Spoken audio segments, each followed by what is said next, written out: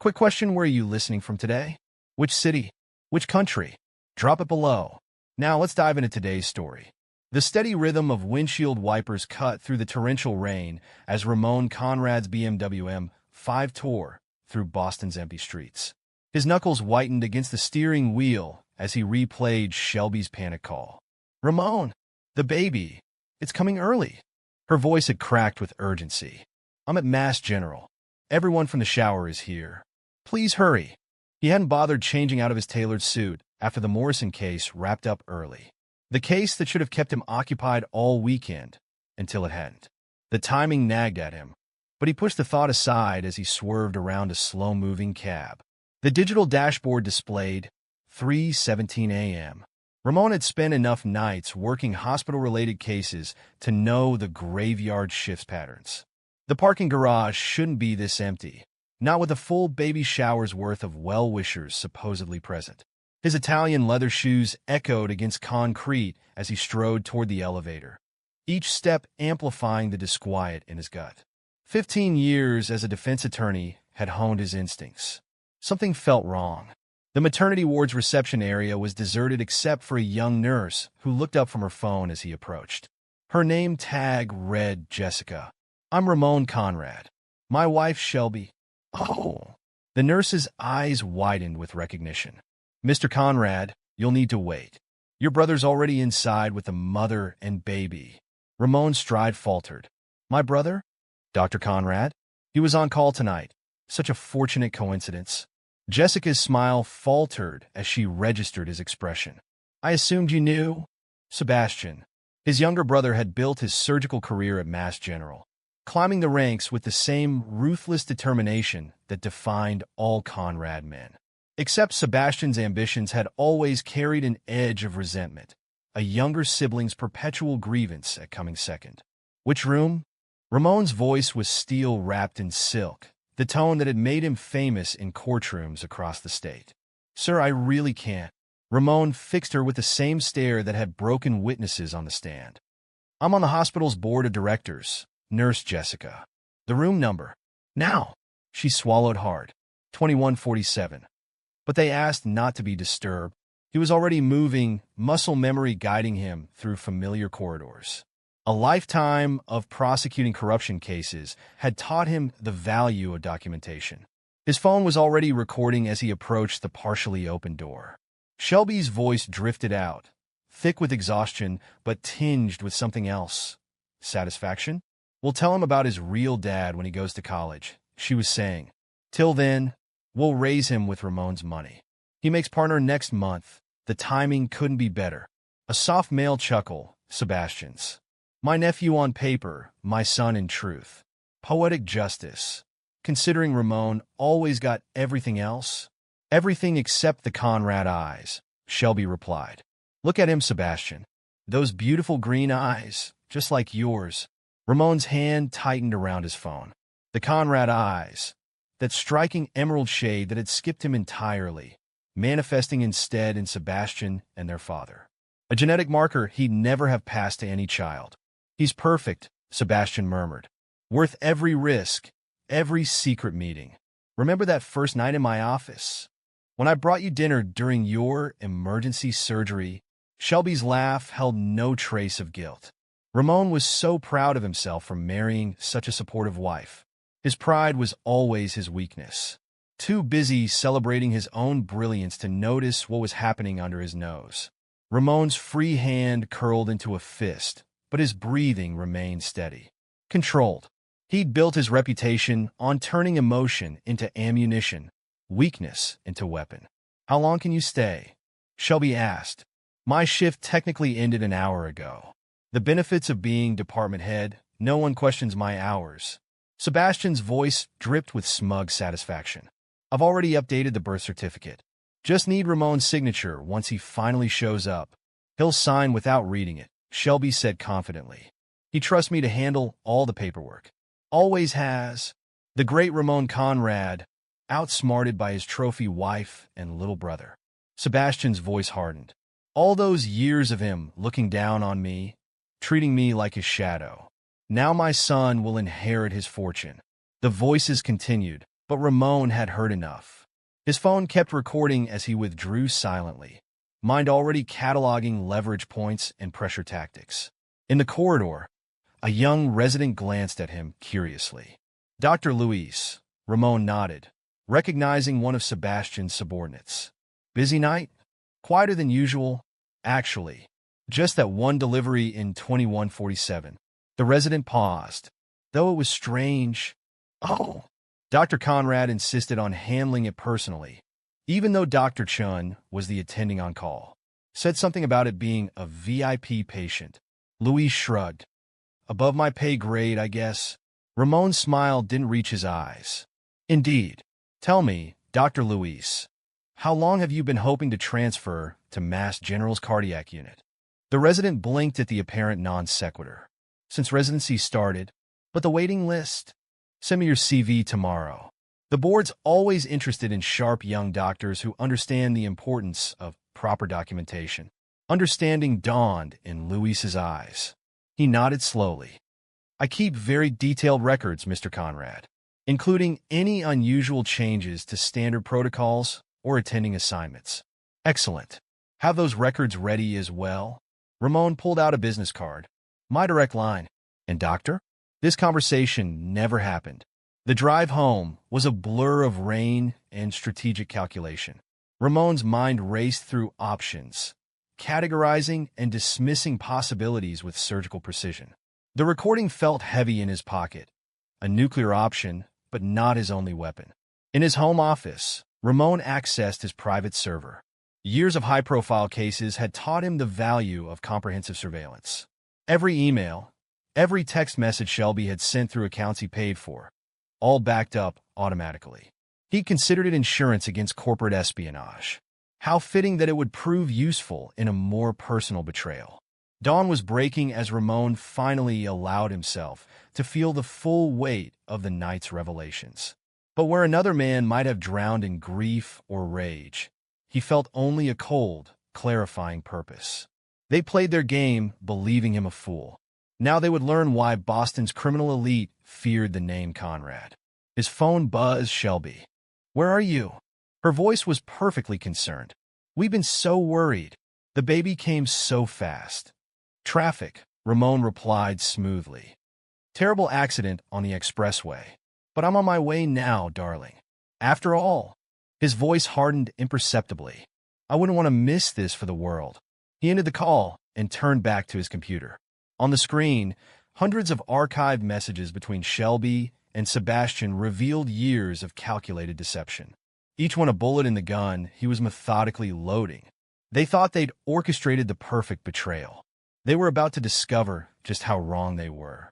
The first rays of sunrise painted his office in shades of blood red as Ramon Conrad began to plan his counterstrike. In the hospital across town, his wife and brother cradled their newborn son, basking in the warmth of their imagined victory. They had no idea that the real game was just beginning. Let them savor their moment of triumph. Soon enough, they would learn the true meaning of poetic justice. The end of Act I approached, but for Ramon Conrad, this was only the opening move in a game he intended to win. After all, he hadn't become Boston's most feared attorney by showing mercy to those who betrayed him. Dawn broke over the city as Ramon straightened his tie, checked his recording one final time, and prepared to meet his newborn son. The mask of the proud father was firmly in place, concealing the executioner beneath. The game was set. The pieces were in motion. And Ramon Conrad never lost a game that mattered. The rhythmic ticking of Ramon's Patek Philippe watch filled his parked BMW as the first hints of dawn crept over Mass General's parking garage. His hand still gripped the phone, containing the recording that had shattered his world mere hours ago. But unlike the device's cold metal, his mind burned white-hot with calculated fury. "My nephew on paper, my son in truth." Sebastian's smug voice echoed in the recording as Ramon played it back one final time. Each word crystallized into a weapon in his arsenal. He began crafting a message to Dr. Chun, the attending physician who should have handled Shelby's delivery. The same doctor who had mysteriously been replaced by Sebastian. "Dr. Chun, concerning tonight's irregularities in the maternity ward rotation, Ramon's fingers flew across the screen, his legal training automatically documenting the first threads of what would become an intricate web. His phone buzzed with a text from Shelby. "Where are you? The nurse said you were here earlier."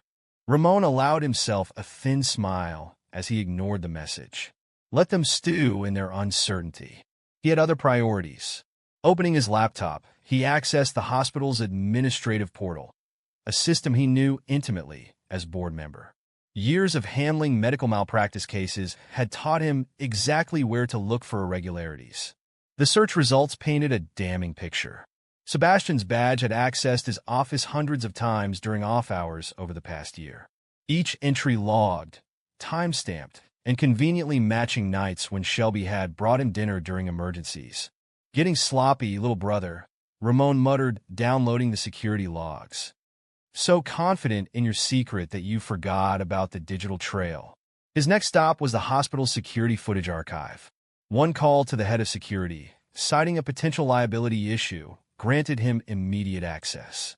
"Mr. Conrad, it's unusual to access archives this early," the security chief mentioned. "Just being thorough, Jim. You know how these insurance companies are about documentation." Ramon's voice carried just the right mix of authority and casual familiarity. Especially with high-risk deliveries, the footage revealed more than he'd hoped. Countless snippets of Shelby entering Sebastian's office late at night, staying for hours. Their careful exits minutes apart, thinking they were clever. The supposedly coincidental meetings in the hospital CAF. But it was the baby shower footage that truly ignited Ramon's rage. He watched as Shelby and Sebastian orchestrated the fake emergency that had conveniently rescheduled the event to coincide with his case's early settlement. Code blue and maternity. Sebastian's voice rang clear in the footage, sending the shower guests into panic. Hours of security footage showed not a single actual emergency that night. Ramon's phone buzzed again. Another text from Shelby. "Honey, please come meet your son. He has the most beautiful green eyes." The mention of eyes triggered another memory. Ramon pulled up the hospital's electronic health records, focusing on Shelby's prenatal forms. There it was, her signature on insurance documents listing him as the father, dated months after she knew the truth. "Insurance fraud," Ramon noted, forwarding copies to his secure server. "Amateur move, darling." His next call was to the hospital's compliance office. "This is Ramon Conrad. I need all visitor logs and after-hours access records for Dr. Sebastian Conrad's office, dating back 18 months.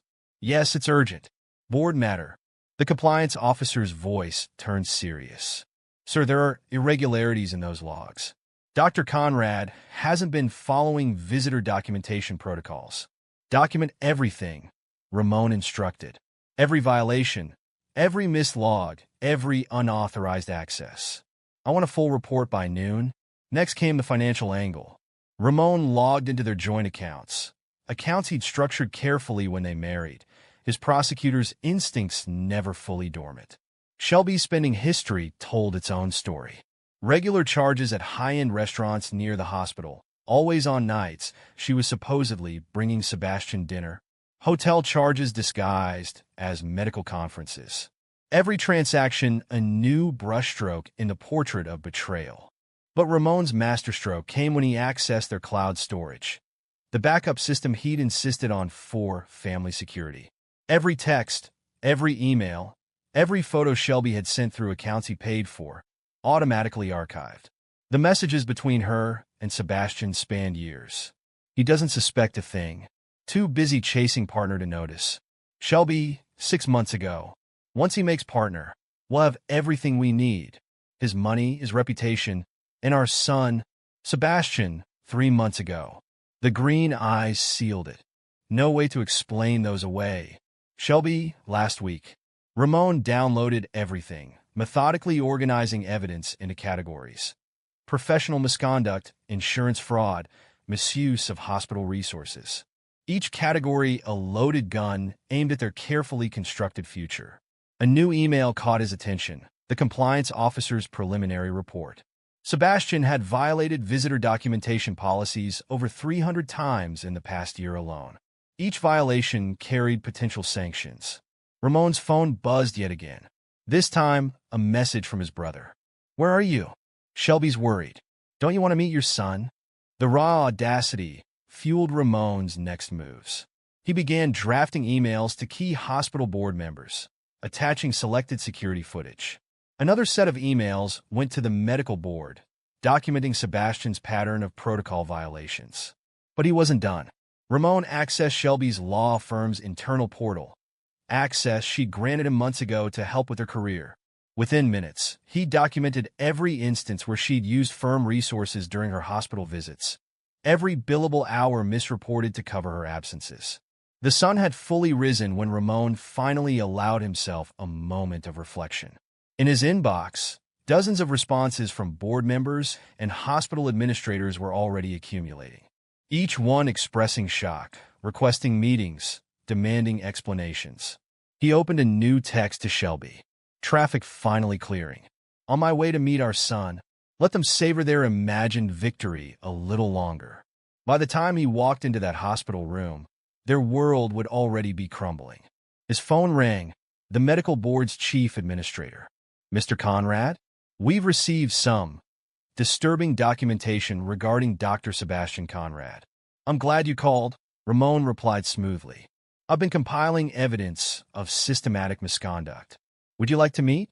The administrator's tone turned grave. Immediately, if possible. These allegations, the unauthorized access alone. I'll have my office send everything we have, including the delivery room recording from last night. A sharp intake of breath. Recording? Yes, Ramon's voice carried just a hint of steel. My brother and his patient were quite candid about their relationship and their plans. The call ended with promises of emergency board meetings and immediate action. Ramon made one final stop before heading back to the hospital, his bank. I need to freeze all joint accounts, he informed the manager. And I'm exercising power of attorney over my wife's separate accounts. Suspected fraud. The manager, who had handled Ramon's accounts for years, didn't hesitate. Of course, Mr. Conrad. Will you need documentation for legal proceedings? Everything. And contact the insurance company. They'll be interested in some fraudulent claims. Back in his car, Ramon reviewed his morning's work. The hospital board was in chaos. The medical board was launching an investigation. Sebastian's career was hanging by a thread, and Shelby's carefully constructed financial safety net was evaporating.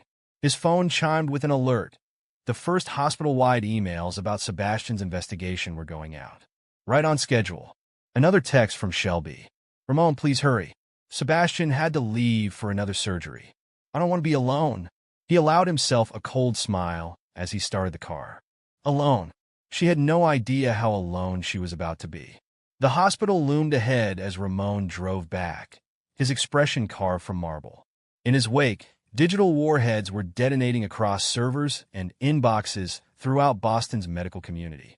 By the time he walked into that delivery room, the mighty Dr. Sebastian Conrad would be facing suspension. Shelby's law firm would be questioning her integrity, and their carefully planned future would be disintegrating in real time. They thought they had orchestrated the perfect betrayal. Instead, they had merely handed Ramon all the ammunition he needed for their destruction. The game was ending, but not the way they had planned. Not by a long shot. The second act drew to a close as Ramon Conrad parked his car, straightened his tie, and prepared to enter the hospital one final time.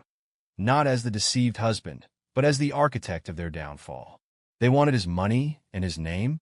They were about to learn the true cost of both. Ramon's footsteps echoed through the maternity ward corridor, each step measured and deliberate. The morning shift had started, nurses and doctors hustling past him with sideways glances. News traveled fast in hospitals, especially when delivered through internal messaging systems. Sebastian's phone chimed with increasing urgency as Ramon approached room 2147. Through the door's window, he watched his brother frantically scanning through emails, color draining from his face. This can't be happening, Sebastian muttered, fingers trembling over his phone screen. Who could have? Ramon pushed open the door. Congratulations. His voice cut through the room like a scalpel. The video of your little confession has gone viral. The board's particularly interested in those unauthorized after-hours visits. Shelby bolted upright in her hospital bed, grabbing for her phone. Her face contorted as notifications flooded her screen. "What have you done?" "Done?" Ramon's smile never reached his eyes. "I simply shared some interesting hospital security footage. Your law firm seems especially interested. They're tagged in quite a few posts." Sebastian stood, trying to summon his usual arrogance. "You're bluffing. There's no proof of 317 unauthorized access logs to your office in the past year alone." Ramon pulled out his phone, scrolling through documents. Interesting timing, too. Always matching Shelby's emergency dinner deliveries. Those were legitimate medical consultations, Sebastian sputtered. "Really? The hotel receipts suggest otherwise. As do your text messages about timing the birth to coincide with my partnership announcement." Shelby's phone rang, her law firm's managing partner. She declined the call with shaking fingers. "Ramon, we can explain." "Explain the insurance fraud?" He turned his phone screen toward her. "These prenatal forms listing me as the father should be interesting to investigators, especially given your documented knowledge of paternity." The baby stirred in his bassinet, drawing Sebastian's attention. Ramon noted how his brother instinctively moved toward his son, another piece of evidence for the medical board. "You're destroying everything over wounded pride," Sebastian spat. "Pride?" Ramon's laugh was cold. "You plotted to steal my money, my name, and my reputation. Now you'll lose yours instead." Shelby's phone buzzed again, another partner calling. "Please, Ramon, think about the baby. Your son." He emphasized the word. "Don't worry. The paternity test I've demanded will ensure he gets his real father's name." Though Sebastian's upcoming unemployment might complicate child support, Sebastian lunged forward, but Ramon didn't flinch. "Touch me, and assault charges will be the least of your concerns." A nurse appeared in the doorway. "Dr. Conrad, the chief of surgery needs to see you immediately." Sebastian's face crumpled as reality set in. "This will ruin my practice, my reputation. Should have thought of that before using hospital resources for your affair." Ramon straightened his tie. "The board's particularly interested in how you manipulated schedules to deliver your own child. Quite the ethical breach." Shelby's phone lit up with a text from her firm. "Emergency meeting 9 a.m. Attendance mandatory. You'll never work in Boston again," she hissed. "Actually, I made partner this morning." Ramon's smile was razor-sharp.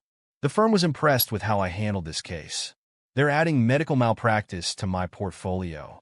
The next weeks unfolded exactly as Ramon had orchestrated. Sebastian's surgical privileges were suspended pending investigation, his wealthy private practice clients fleeing at the first hint of scandal. The hospital board's hearing was particularly satisfying. Ramon sat in the back, watching his brother try to defend years of ethical violations. "Love justified the risks," Sebastian argued, his normally confident voice cracking.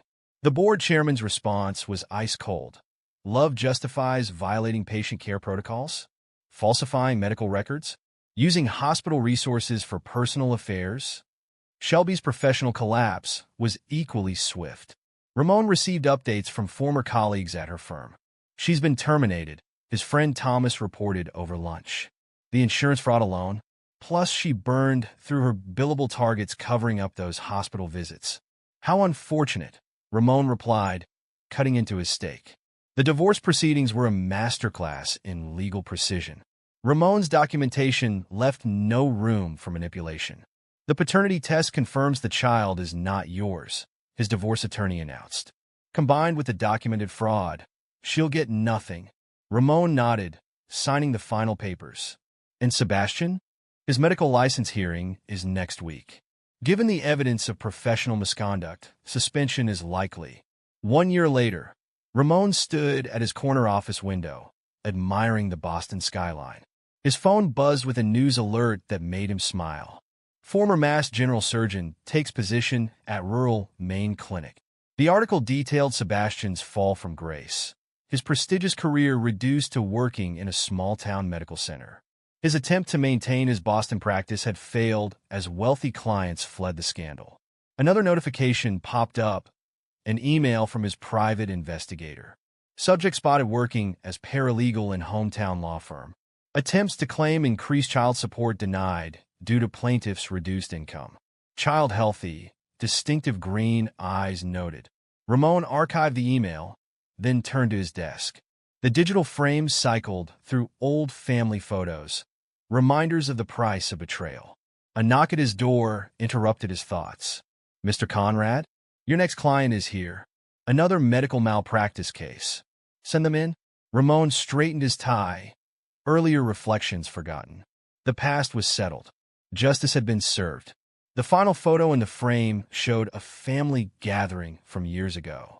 Sebastian and Shelby stood together, their secrets still safe, their futures still bright.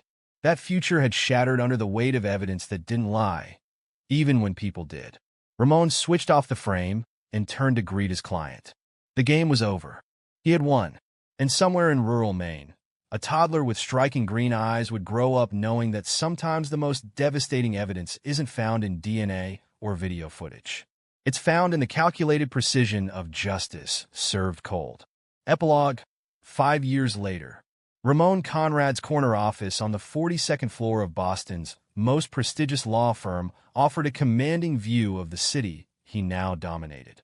The morning sun glinted off his newly minted nameplate. Ramon Conrad, Senior Managing Partner, Medical Malpractice Division. His phone buzzed with a familiar notification. His quarterly update from the private investigator he kept on retainer. Subject S. Conrad continues employment at Pine Valley Medical Clinic, Maine. Annual salary remains $85,000, down from previous earnings of $875,000 at Mass General. Recent application for position at Portland General Hospital rejected due to ongoing medical board restrictions. Subject S. Miller, formerly Conrad, still employed as paralegal at Thompson & Associates, New Hampshire. Salary $42,000. Third attempt at paralegal certification exam failed. Recent petition for increased child support denied due to Subject S. Conrad's limited income. Child, age 5, enrolled in local public school. Distinctive green eyes noted. No contact with maternal or paternal extended family maintained. Ramon archived the report with a satisfied smile. His quarterly check-ins weren't born of lingering attachment, but rather a businessman's desire to verify his investments' returns. "Mr. Conrad?" His assistant Sarah's voice came through the intercom. "Dr. Chun is here about the Morrison case. Send her in." Dr. Jessica Chun, now chief of obstetrics at Mass General, entered with a confident stride that had been absent 5 years ago when she'd first testified about Sebastian's ethical violations. "The board received another appeal from your brother," she reported, settling into a chair. "Same argument. Claims the suspension should be lifted since he's served his time." Ramon raised an eyebrow. Their response? Denied. Again. Jessica allowed herself a small smile. "His conduct violated every ethical standard we have. Using hospital resources for an affair, delivering his own child, falsifying records. The board considers him a permanent liability. He's lucky to still have a license at all. A restricted one." Jessica pulled out her tablet. "Speaking of restrictions, you'll enjoy this. Remember that nurse who tried to block you that night? She's now head of maternal care protocols. Rewrote the entire visitor documentation system." Ramon nodded approvingly. Professional competence always impressed him, even when it had once been used against him. His phone lit up with another message. This one from Thomas, his old friend at Shelby's former law firm. "Thought you want to know. She tried applying for an associate position here. Using her maiden name, probably hoped we wouldn't connect the dots. Should have done better research. I'm on the hiring committee now." Ramon's reply was succinct. Standards must be maintained. A knock at his door revealed Sarah again. "Sorry to interrupt, but you have that charity board meeting at 11. The Children's Hospital Wing dedication. The Conrad Family Pediatric Care Center," Ramon confirmed. "My father's legacy deserved better than Sebastian's disgrace." After Jessica left, Ramon allowed himself a moment of reflection. The medical community's respect for the Conrad name had been salvaged, redirected from Sebastian's tainted reputation to Ramon's philanthropic works. His laptop chimed with an email from his realtor. Property update.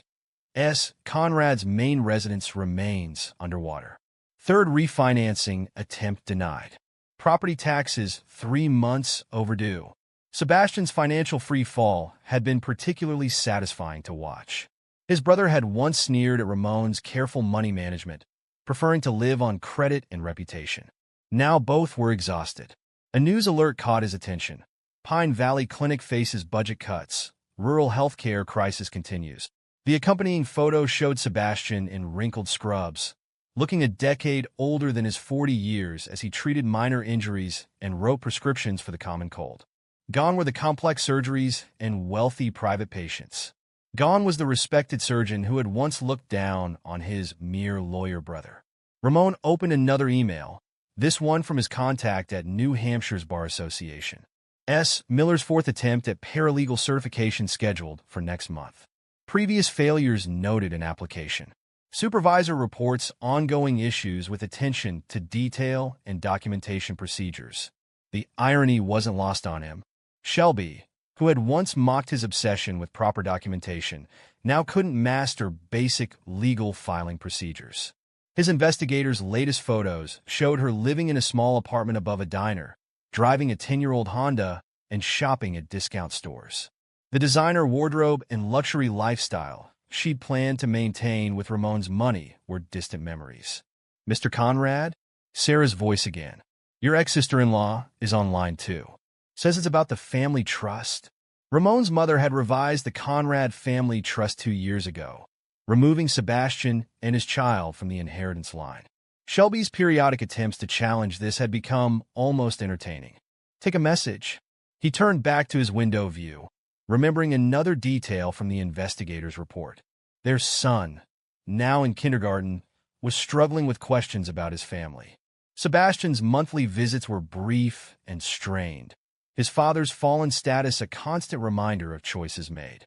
Shelby's attempts to maintain appearances fooled no one in their small town, where everyone knew their story. The boy's green eyes, once weaponized as proof of paternity, now served as a constant reminder of their betrayal. The Conrad family trait that had skipped Ramon had become a mark of shame rather than pride. Ramon's desk phone lit up his father's number. The hospital board meeting went well, the elder Conrad reported without preamble. "They've officially renamed the surgical wing. Your brother's name has been removed from all historical records." "He made his choice," Ramon replied. "Yes." A pause. "Your mother saw him at the grocery store when she visited her sister in Maine. Says he looked diminished. Choices have consequences." "Indeed." Another pause. "The boy?" "Your mother worries. The trust will provide for his education," Ramon conceded. "Anonymously, through the family foundation. But he'll never carry the Conrad name." His father's approval came through clearly. The family legacy would remain untainted. A calendar alert reminded Ramon of his lunch appointment, another merger discussion with a prominent medical malpractice firm. His reputation for handling sensitive cases had skyrocketed after his own divorce proceedings demonstrated his skill at combining legal expertise with devastating precision. Sarah appeared one final time. "Your brother left a voicemail. Says it's about your mother's birthday next month." "Delete it." Ramon turned back to his view of Boston's medical district, where Mass General's towers rose against the sky. And send in the merger paperwork. 5 years had transformed the players in ways none had expected. Ramon's calculated revenge had elevated him professionally while ensuring his betrayers faced daily reminders of their choices.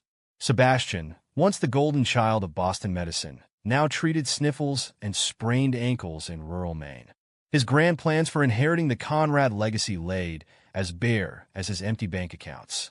Shelby, who had plotted to live in luxury on Ramon's money, struggled to maintain basic certification in a profession she'd once condescended to. Her social media accounts, once full of charity galas and luxury vacations, now showed grocery store sales and discount furniture.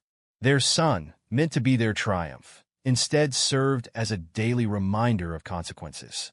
His green eyes, rather than proving their victory, marked him as the product of betrayal, destined to grow up in the shadow of his parents' disgrace.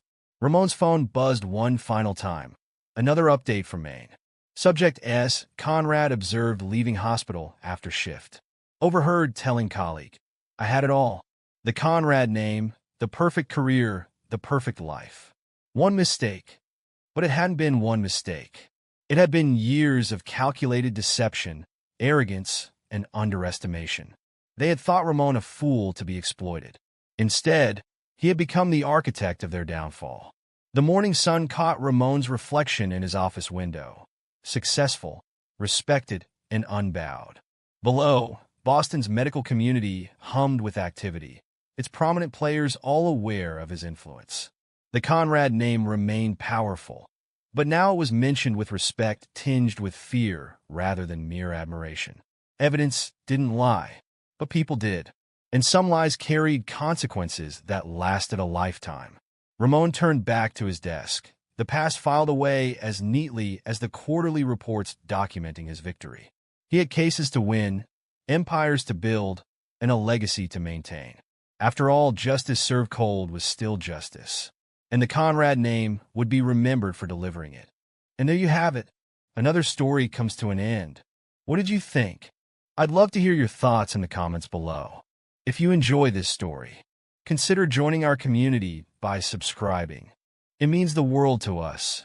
For more stories like this one, check out the recommended videos on screen, and I'll see you there.